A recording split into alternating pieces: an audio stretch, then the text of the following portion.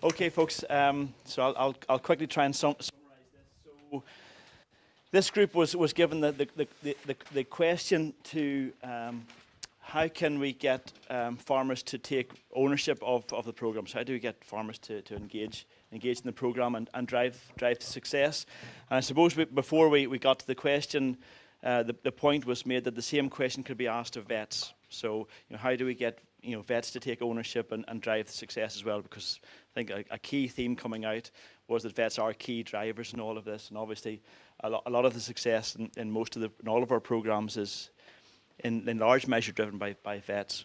But in terms of farmers, I suppose it's important.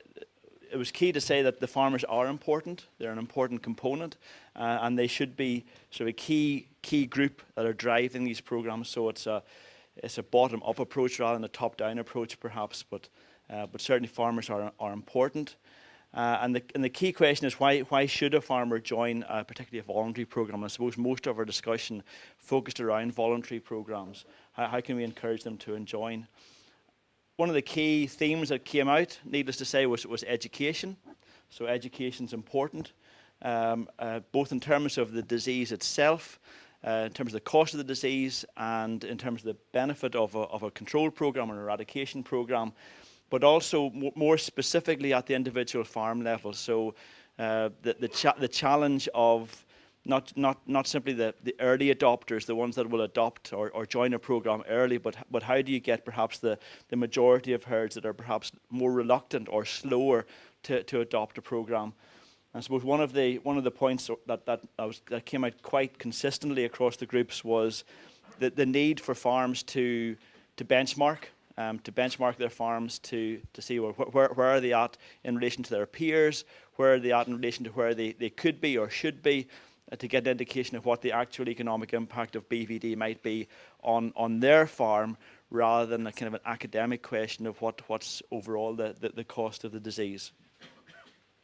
And to make sure that farmers have a clear understanding not just of the disease, but of the economics of the disease and the cost of the disease being outweighing the costs of engaging in a program, whatever that program might look like.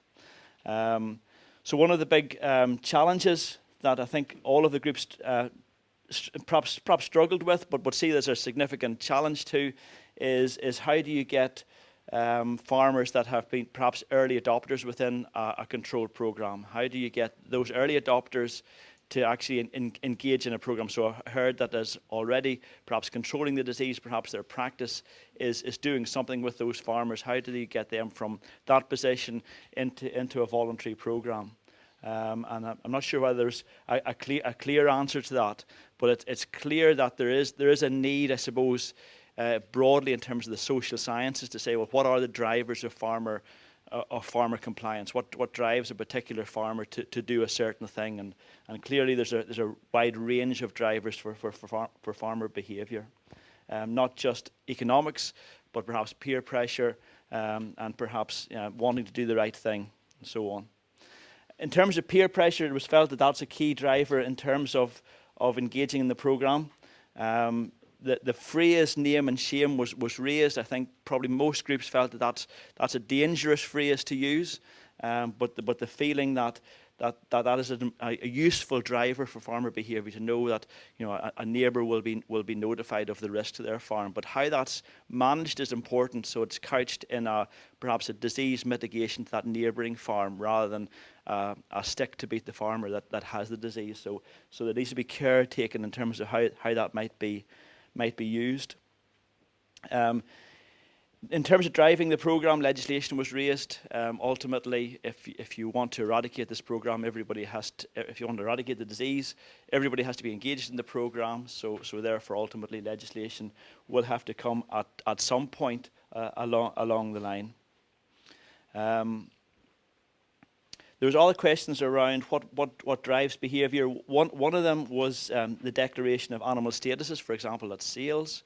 And again, there's a range of opinions around this. I suppose probably most feeling that there was value in terms of declaring the status of the individual animal or the herd that animal is coming from. but also dangers in terms of skewing markets and so on. So again, there needs to be care taken in terms of how that might be used in the real world, if you like. The other driver, I suppose, that came up quite a bit was quality assurance schemes. While there's quality assurance schemes out there, and potentially at least BVD could be part of those, it's not overtly in those schemes. And perhaps, at least maybe at a first stage, being involved in a program might be one of the features of a farm quality scheme. Perhaps for later on, perhaps it might be where a farmer's retaining PIs. That might be a penalty, for example. So, in terms of, I suppose, other things, vets were one of the questions was how do you get information, education into a farmer's head? How do you get them to do that? Probably most groups felt that peer-to-peer teaching or group discussions was a valuable exercise. Farmers listening to other farmers. But the point was also made that vets are key as well. And so clearly there needs to be the range of methods used to get the information to farmers.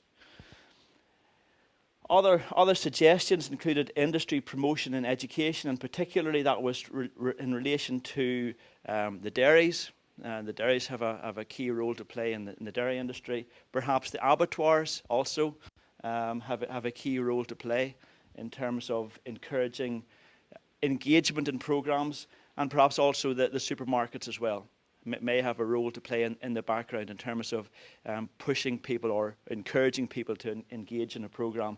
But again, care has to be taken around how that might be implemented.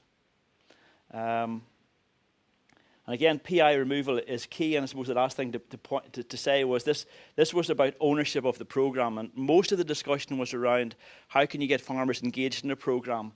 But I suppose the other thing is around compliance within that program. So even in the compulsory programs, the removal of PIs in most cases isn't mandatory.